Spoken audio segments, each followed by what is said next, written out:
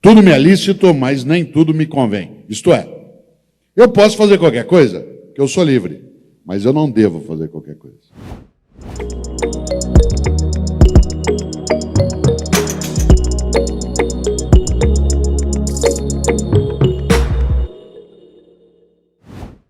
Não há escolha sem perda. Há pessoas que perdem a vida, a propriedade, o privilégio, perdem a liberdade, mas não perdem a decência.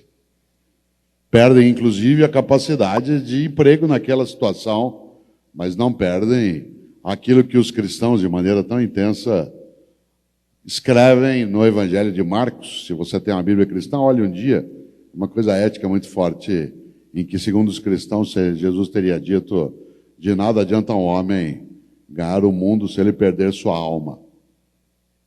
E a alma, claro, aí não é alma só no sentido religioso do termo, mas é perder a tua decência, tua identidade. E por isso, uma das coisas, Afonso, que a gente entende como corretas é fazer boas escolhas. E para fazê-las, claro, uma das coisas que auxilia é refletir sobre as escolhas que fazemos. Nesta hora, a literatura nos ajuda bastante.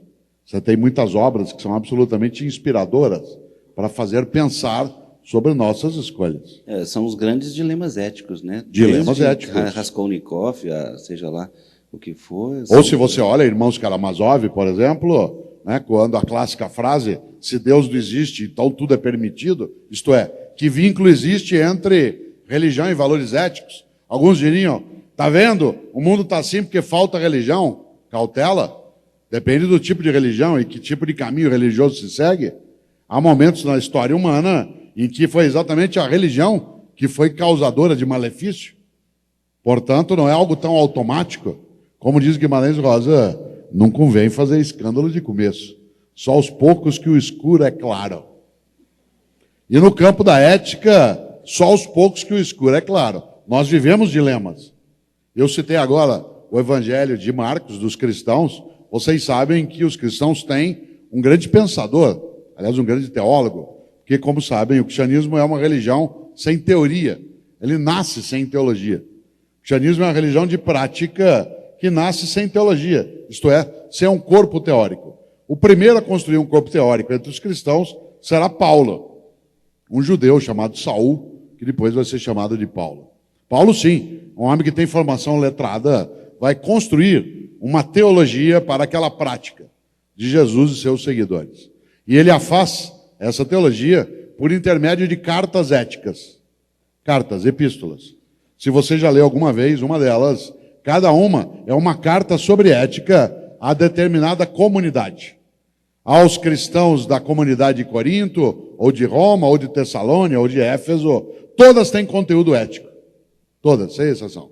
Aquela que eu mais gosto, Paulo escreveu 2 cartas ao povo de Corinto, e a que eu mais gosto, com o perdão da palavra, a primeira carta aos Coríntios. Na primeira carta de Paulo aos Coríntios, há algo que é fortíssimo nisso que você chama de dilema. Paulo escreve isso no capítulo 6, versículo 12. Aliás, só uma curiosidade, como eu também sou da área de ciências da religião, uma coisa que algumas pessoas às vezes não sabem é que as cartas de Paulo, elas foram escritas antes dos evangelhos. Embora na distribuição do texto, no livro, as cartas venham depois dos evangelhos, historicamente elas são anteriores aos evangelhos. Alguns dos evangelhos foram escritos 50, 60 anos depois das cartas de Paulo. Isso significa que são as cartas que influenciam parte do conteúdo.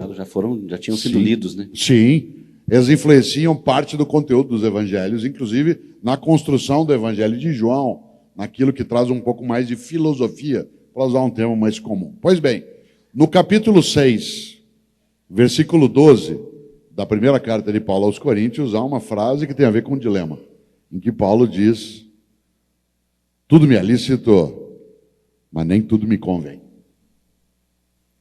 Tudo me é lícito, mas nem tudo me convém. Isto é, eu posso fazer qualquer coisa, porque eu sou livre, mas eu não devo fazer qualquer coisa. E o que é que eu não devo fazer? O que torna imunda a minha vida, o que mancha a minha trajetória, o que desonra a minha família, o que agride a minha comunidade. Tudo me é lícito, mas nem tudo me convém. Agora, nós não somos imunes à fratura ética. Um outro animal até teria essa possibilidade. Nós, humanos, não. Nós somos livres. Aliás, para fazer o benefício e o malefício. E eu diria algo que eu acho que vale para nós. Pena de quem não tem dilemas. Porque talvez é porque não reflita.